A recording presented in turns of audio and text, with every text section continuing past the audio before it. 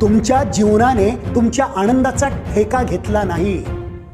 तुम्हाला आनंदी ठेवण्याची जबाबदारी ही तुमच्या जीवनाची नाही. एका पार्टीमध्ये एका पत्नीला प्रश्न विचारण्यात आला की तुमचे पती तुम्हाला आनंदित ठेवतात का?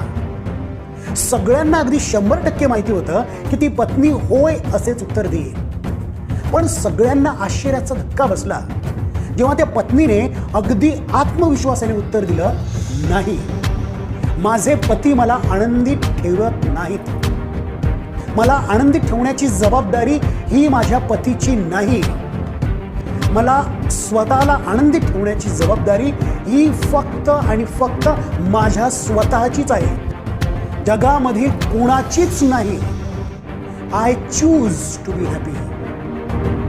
नो डाऊट माझे पती माझ्यावर खूप प्रेम करतात आणि माझा खूप आदर करतात, पण मला आनंदी ठेवण्याची जबाबदारी ही माझ्या पतीची नाही.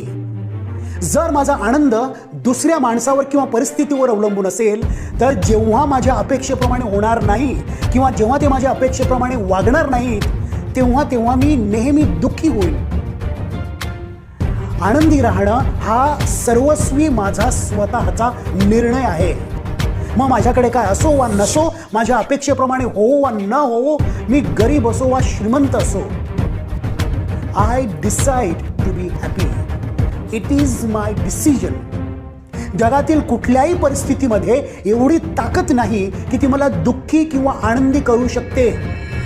It is absolutely my choice.